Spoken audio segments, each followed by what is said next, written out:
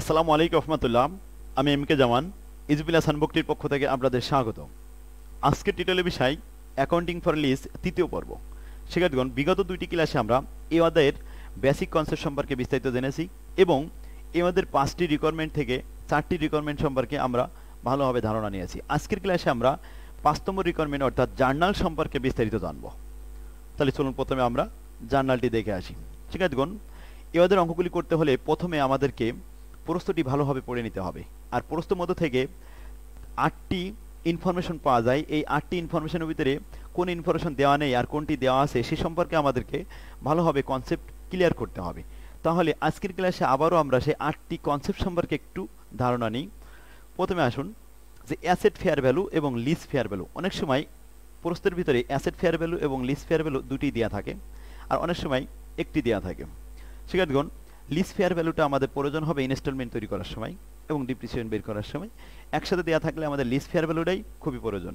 এবার আসুন instalment fair value. অনেক সময় ইনস্টলমেন্ট ফেয়ার ভ্যালু অর্থাৎ এর মান, কিস্তির মান দেওয়া থাকতেও পারে, নাও থাকতে পারে। যদি দেওয়া না থাকে তাহলে লিজ ফেয়ার ভ্যালুর সাহায্য নিয়ে প্রেজেন্ট ভ্যালু সূত্র করে সেখান থেকে আমাদের ইনস্টলমেন্ট তৈরি করতে হবে। আর যদি দুটি দেওয়া থাকে তাহলে আমাদের কোনোটি তৈরি করা লাগবে না, কোনোটি বের করা লাগবে না। অর্থাৎ ইনস্টলমেন্ট বের করা লাগবে না, লিজ ফেয়ার ভ্যালু বের করা লাগবে না, কারণ আমাদের দুইটি প্রয়োজন। আর যে কোনো একটি দেওয়া থাকলে তখন অবশ্যই একটি দেওয়া থাকলে আরেকটি বের করতে হবে প্রেজেন্ট ভ্যালু সূত্রের মাধ্যমে। এবার আসুন গ্রান্টেড আনগ্রান্টেড রেসিডেন্ট ভ্যালু। প্রশ্নের মধ্যে যদি গ্রান্টেড রেসিডেন্ট ভ্যালু বলে তাহলে প্রেজেন্ট ভ্যালু সূত্রের সাথে সেলভেজ ভ্যালু একটু যোগ করে দিতে হবে। আর আনগ্রান্টেড রেসিডেন্ট ভ্যালু বললে এটার কোনো ব্যবহার নেই, অথবা আমাদের সূত্রের সাথে এটা কোনো ব্যবহার হবে না, এই বিষয়ে আমাদের না জানলেও চলবে। এবার আসুন লাইফ অফ দ্য অ্যাসেট আর লাইফ অফ দ্য লিজ, এই দুইটা আইটেমের মধ্যে যে কোনো দুইটা থাকতে পারে অথবা একটি থাকতে পারে। তবে লাইফ অফ দ্য অ্যাসেট দেওয়া থাকলে ডিপ্রিসিয়েশন তৈরি করার সময় কাজে লাগবে, আর লাইফ অফ দ্য লিজ দেওয়া থাকলে এটি আমাদের প্রেজেন্ট ভ্যালু তৈরি করার সময় লিজ লাইফ লাগবে। যদি asset life of the asset দেওয়া না থাকে তাহলে লিজ লাইফ দ্বারাই ডিপ্রিসিয়েশন বের করতে হবে। এবার আসুন ইন্টারেস্ট রেট এবং ইমপ্লিসিট রেট, 7 নম্বর এবং 8 নম্বর, অর্থাৎ এই দুইটা রেট থাকতে পারে। তবে সর্বদাই আমাদের ইন্টারেস্ট রেট কাজে লাগে, ইমপ্লিসিট কোনো কাজে লাগে না। আর ইন্টারেস্ট রেটের আরেকটা নাম হলো বোরোয়িং রেট বা ইন্টারেস্ট রেট, যে কোনো একটা রেট বলতে পারে।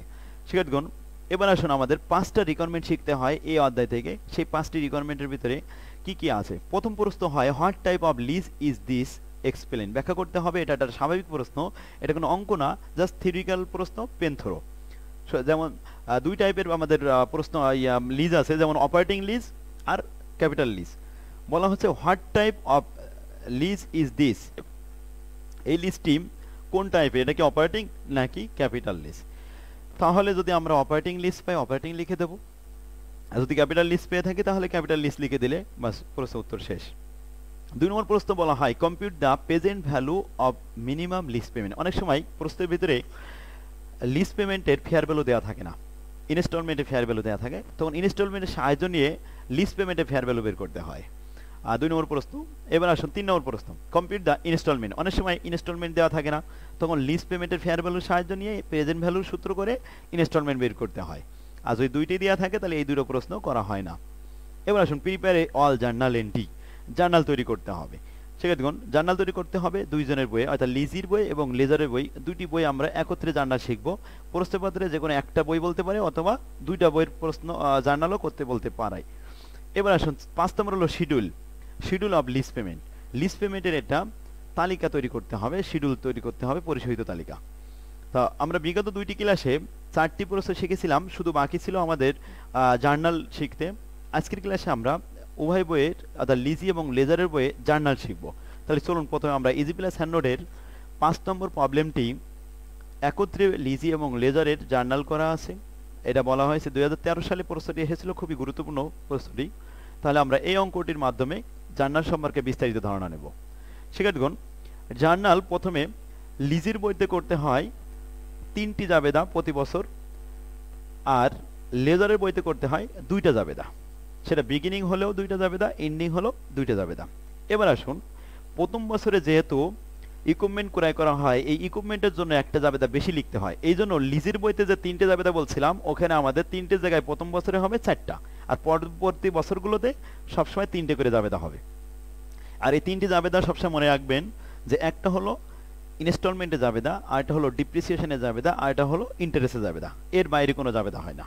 তাই ইনস্টলমেন্ট যদি শুরুতে হয় তাহলে ইনস্টলমেন্টটা প্রথমে জাবেদা দিবেন, আর যদি ইনস্টলমেন্টটা শেষে প্রদান করা হয় তাহলে ইনস্টলমেন্টে জাবেদা শেষে দিবেন, বছরের শেষে ডিপ্রিসিয়েশন, ইন্টারেস্ট এবং ইনস্টলমেন্ট এভাবে সবসময় মনে রাখতে হবে।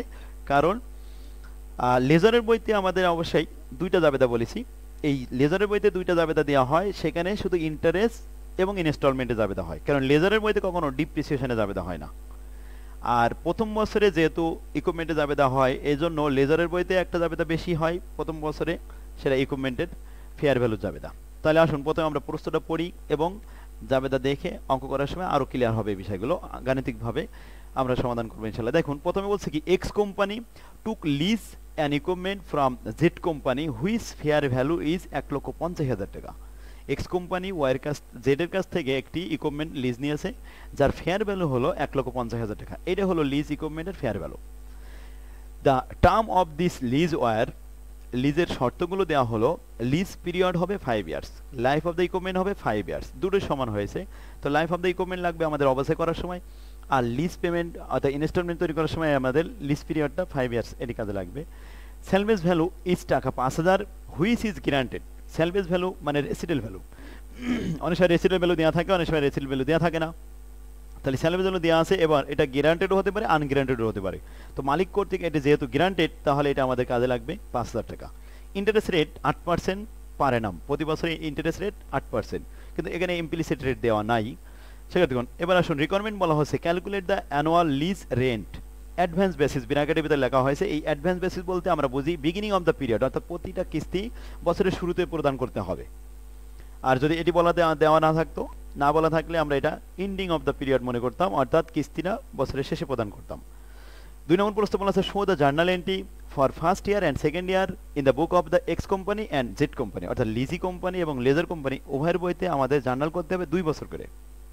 সেক্ষেত্রে এবার আসুন আমরা প্রথমে 1 নম্বর প্রশ্নের উত্তরটা দিই, যে calculate the annual lease payment, অর্থাৎ ইনস্টলমেন্ট চাওয়া হয়েছে বিগিনিং এর সূত্র দিয়ে, যেখানে গ্রান্টেড সেলভেজ ভ্যালু আছে। তাহলে আমরা সূত্রটা জানি, we know that present value সূত্র হলো a ডিভাইডেড বাই i, ব্র্যাকেটের ভিতরে 1 - 1 divided by 1 + i to the power n, আর বিগিনিং এর জন্য 1 + i একটা অতিরিক্ত গুণ করতে হয়। এরপরে সেলভেজ ভ্যালু থাকলে, গ্রান্টেড সেলভেজ ভ্যালু থাকলে আবার যোগ করতে হয় salvage value divide by 1 + i to the power n। সেক্ষেত্রে এখানে প্রেজেন্ট ভ্যালু অর্থাৎ ফেয়ার ভ্যালু 1,50,000 টাকা, আয়ের মান 8%, সেলভেজ ভ্যালু গ্রান্টেড 5,000 টাকা, নাম্বার অফ ইয়ার 5 বছর এবং ইনস্টলমেন্ট হট, এটি বের করতে হবে। তাহলে মানগুলো বসিয়ে আমরা ক্যালকুলেশন করলাম এবং ফলাফল এর মান পেয়েছি, কিস্তির মান 24,920 টাকা। এটি 1 নম্বর প্রশ্নের উত্তর কমপ্লিট। এবার আসুন 2 নম্বর প্রশ্ন, show the journal entry, journal entry তৈরি করতে হবে। সেজন্য আমরা পূর্বেই বলেছি যে জার্নাল তৈরি করতে হবে দুইজনের বইয়ে বলা হচ্ছে। তাহলে লিজির বইয়ে সর্বদাই প্রতি বছরে 3টি করে জাবেদা হয়, আর লেজারের বইয়ে সর্বদাই 2টি করে জাবেদা হয়। আর শুধুমাত্র প্রথম বছরে লিজ ইকুইপমেন্টটা যখন লিজ প্রদান করা হয়, যখন সাইন ডেটে একটা জাবেদা হয়, এটা প্রত্যেকটা অঙ্কের শুরুতে প্রথম বছরে এই জাবেদাটা হয়। তবে পরবর্তীতে এই জাবেদাটা আর কখনোই হয় না, লেজারের বইতে হবে না, লিজের বইতে হবে না। তাহলে প্রথম বছরে লিজির বইতে হবে 4টা জাবেদা, আর লেজারের বইতে হবে 3টে জাবেদা। আর পরবর্তী second year, third year, fourth year, fifth year, এভাবে 10 বছরও যদি হয়, তাহলে লিজির বইতে হবে 3টে করে জাবেদা, আর লেজার বইতে হবে মাত্র 2টি করে জাবেদা। এবার আসুন জাবেদাগুলো কি আবারও বলি।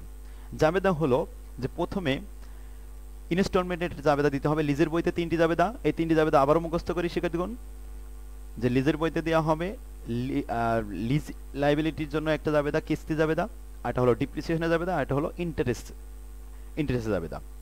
আর লেজারের বইতে 2টো জাবেদা হবে, সেই 2টো জাবেদা হলো শুধুমাত্র ইন্টারেস্টের জাবেদা আর ইনস্টলমেন্টের জাবেদা। ডিপ্রিসিয়েশনের জাবেদা লেজারের বইতে আসে না। তাহলে আসুন আমরা অঙ্কটা শুরু করি। প্রথমে লিজ ইকুইপমেন্টের ফেয়ার ভ্যালু আমরা দেখেছি 1,50,000 টাকা। তাই লিজ ইকুইপমেন্ট অর্থাৎ machinery under capital lease debit আর লিজ লাইবিলিটি ক্রেডিট, এই জাবেদাটা লেজারের বইতে এবং লিজের বইতে প্রথম বছরেই অবশ্যই দিতে হবে। তাহলে lease machinery under capital lease debit আর লিজ লাইবিলিটি ক্রেডিট 1,50,000 টাকা। শিক্ষার্থীগণ যেহেতু লেজারের বই আমাদের করতে হবে, আমি একই সাথে লেজারের বইতে দেখে আসি। এই জাবেদাটা হবে লেজারের বইতে লিজ রিসিভেবল ডেবিট আর লিজ ইকুইপমেন্ট ক্রেডিট, কারণ লেজার এখানে লিজ দিয়েছে লিজের কাছে, তাই লেজারের ইকুইপমেন্ট কমে গেছে, যার কারণে ইকুইপমেন্ট ক্রেডিট আর লিজ রিসিভেবল ডেবিট। তাহলে আবারও দেখি lease machinery under capital lease debit আর লিজ লাইবিলিটি ক্রেডিট। আর ঠিক লেজারের বইতে হলো লিজ রিসিভেবল ডেবিট আর লিজ ইকুইপমেন্ট ক্রেডিট। আশা করি আপনারা প্রথম জাবেদাটা বুঝতে পারছেন। এই জাবেদাটা পরবর্তী বছরগুলোতে আর কখনোই আসবে না, প্রথমে একটাই আসে, এই 1,50,000 টাকা। এবার আসুন লিজের বইতে আমরা যেহেতু বলা হচ্ছে বছরের শুরুতে একটি কিস্তি দিতে হবে, তাই বছরের শুরুতে আমরা একটা কিস্তি জাবেদা দিই। কিস্তি জাবেদা হলো লিজ লাইবিলিটি ডেবিট আর ক্যাশ ক্রেডিট 24,920 টাকা। এটা ইনস্টলমেন্টের টাকা। আমরা 1 নম্বর রিকোয়ারমেন্টে যেটি পেয়েছিলাম 24,920, এটা আমরা লিখে দিলাম। এই জাবেদাটা যেহেতু লিজি প্রদান করছে টাকাটা, তাহলে লেজার গ্রহণ করছে, তাহলে লেজারের বইটা আমরা একসাথে দেখে আসি। লেজারের বইতে হবে ক্যাশ ডেবিট আর লিজ রিসিভেবল ক্রেডিট 24,920 টাকা। আশা করি আপনারা বুঝতে পারছেন। এবার আসুন লিজের বইয়ে ডিপ্রিসিয়েশনে জাবেদা হবে 1 বছর অতিবাহিত হওয়ার পরে, যেহেতু 12 মাস অতিবাহিত হয়েছে এখানে, তাহলে জাবেদা হবে ডিপ্রিসিয়েশন এক্সপেন্স ডেবিট আর অ্যাকুমুলেটেড ডিপ্রিসিয়েশন ক্রেডিট। এটা আমরা তৈরি করেছি ফেয়ার ভ্যালু অফ অ্যাসেট থেকে স্যালভেজ ভ্যালু মাইনাস করে 5 বছর দ্বারা, যেহেতু আইসকাল ছিল 5 বছর, ভাগ দিয়েছি 29,000 টাকা depreciation expense debit accumulated depreciation credit. এই জাবেদাটা লেজারের বইতে কখনো হয় না, কারণ লেজার তো এটা ব্যবহার করে না, যার কারণে ডিপ্রিসিয়েশনের জাবেদা লেজারের বইতে হয় না, শুধুমাত্র লিজির বইতে আসে। এবার আসুন আমরা পরবর্তীতে 31শে ডিসেম্বর যেহেতু 1 বছর অতিবাহিত হয়ে গেল, তাহলে অবশিষ্ট টাকার উপরে সুদ হিসাব করে লেজারকে প্রদান করতে হবে। এই জন্য আমরা প্রথমে সুদ হিসাব করব, interest expense debit, interest payable credit. সেক্ষেত্রে সুদটা হিসাব করা হয় সবসময় রিমাইনিং টাকার উপরে, অর্থাৎ অবশিষ্ট টাকার উপরে। যেহেতু লিজ নিয়েছিল ইকুইপমেন্টটা 1,50,000 টাকার, তাহলে 1,50,000 টাকার উপরে সুদ হওয়ার কথা ছিল, কিন্তু আমরা শুরুতেই বছরের শুরুতে একটি কিস্তি প্রদান করেছিলাম যেখানে কোনো সুদ ছিল না, পুরোটাই ছিল হচ্ছে মূল টাকা, অর্থাৎ 24,920 টাকা। এটা আমরা লিজ নেওয়ার সাথে সাথে প্রদান করেছিলাম, অর্থাৎ যেহেতু সাথে সাথে প্রদান করেছিলাম সেহেতু এই টাকার মধ্যে কোনো ইন্টারেস্ট ছিল না, এটা ছিল পুরোটাই প্রিন্সিপাল অ্যামাউন্ট। তো প্রিন্সিপাল অ্যামাউন্ট 1,50,000 থেকে 24,920 টাকা বাদ দিলে যে অবশিষ্ট টাকা থাকে, সেই অবশিষ্ট টাকার উপরে 1 বছর অতিবাহিত হওয়ার পরে 8% সুদ হিসাব করলে আসে 1,006 টাকা, 10,006 টাকা আসছে এখানে। তাহলে আমরা কি করেছি, প্রথমে 1,50,000 থেকে 24,920 টাকা মাইনাস করেছি, তারপরে আমরা 8% গুণ করে দেখি 10,006 টাকা আসে ইন্টারেস্ট অ্যামাউন্ট। আশা করি আপনারা বুঝতে পারছেন।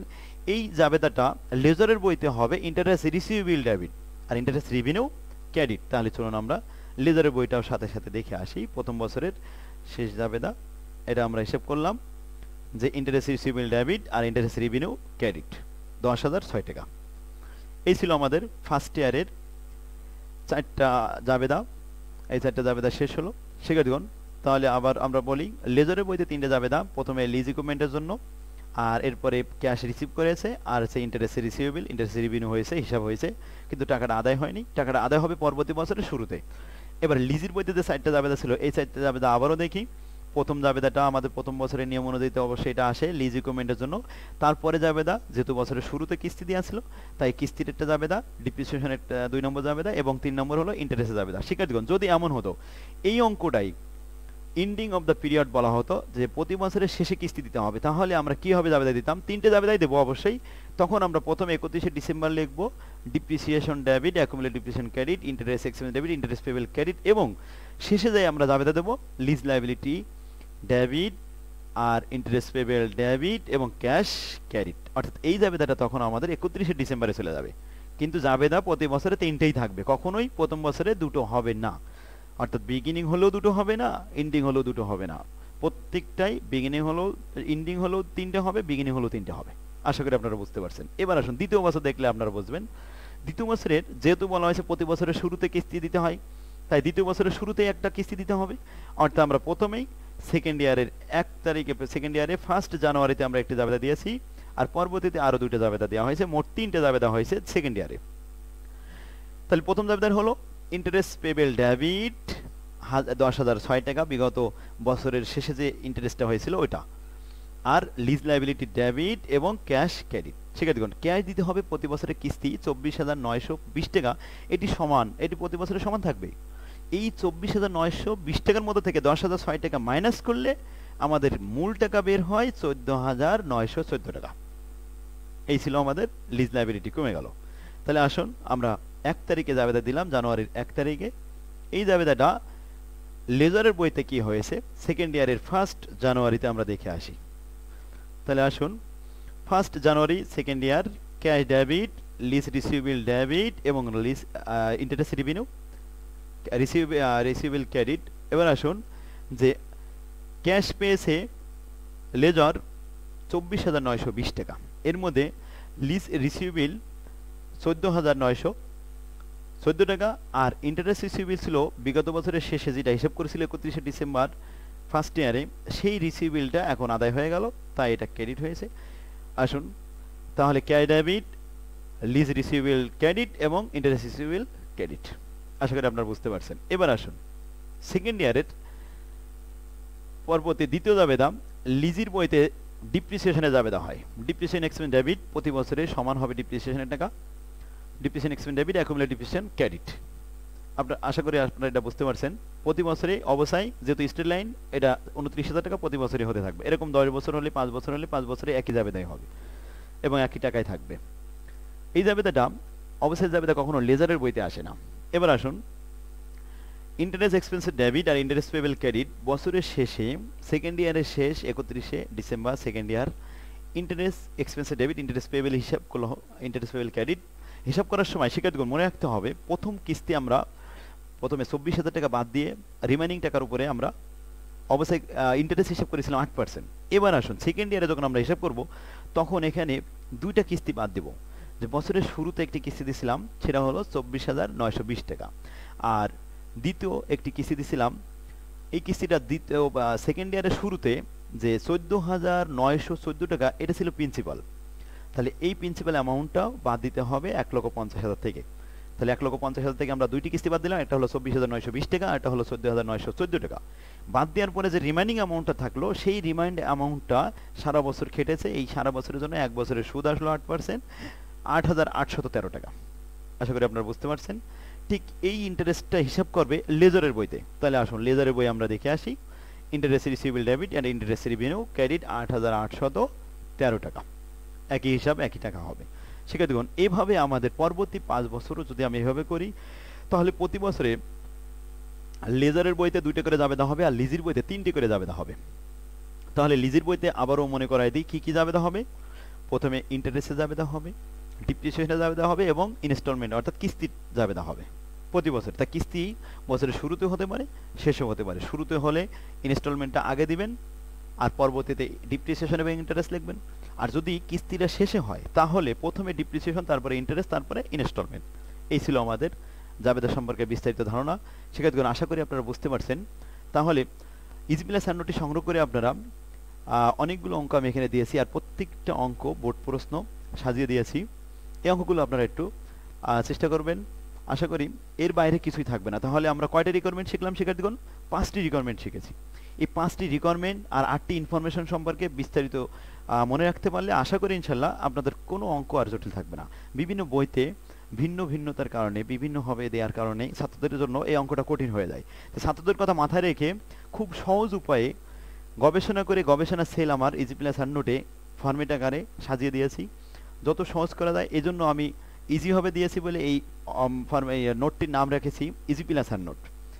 শিক্ষার্থীগণ বাজারে অসাধু ব্যবসায়ীরা আমার এই ইজি প্লাস নোটটি নাম নকল করেছে। তো আপনারা যখন কিনবেন আমার বইয়ের পিছনে আমার ছবি দেওয়া আছে এবং উপরে এমকে জামান স্যার লেখা আছে, এমকে জামান স্যার ইউটিউব লেখা আছে, এটা আপনারা দেখবেন। আর ইউটিউবে প্রত্যেকটি অধ্যায়ের লিঙ্ক দেওয়া আছে আর প্রত্যেকটা ক্লাসের ইনবক্সে অর্থাৎ ইনবক্সের ভিতরে প্রত্যেকটা ক্লাসের লিঙ্কটা লেখা আছে, কোন ক্লাস নাম্বার 1, 2, 3 এভাবে লেখা আছে। ডিসক্রিপশন বক্সের ভিতরে আপনারা পাবেন এই লিঙ্কগুলো। শিক্ষার্থীগণ এই অঙ্কগুলি 13 সাল, 14 সাল, 15 সাল এভাবে 18 সাল পর্যন্ত আমি ইজি প্লাস নোটে সমাধান করে দিয়েছি। প্রত্যেকটা অঙ্ক একইভাবে করে দিয়েছি। একইভাবে করলে ছাত্রদের জন্য অনেক সহজ হয়, আর ভিন্ন ভিন্নভাবে করলে ছাত্রদের মাথায় রাখতে অসুবিধা হয়। এজন্য আমি সহজভাবে দেখানোর জন্য চেষ্টা করেছি ইনশাল্লাহ। তাহলে আজকের ক্লাস আমাদের এখানে শেষ হলো। আল্লাহ হাফেজ, আসসালামু আলাইকুম রহমতুল্লাহ।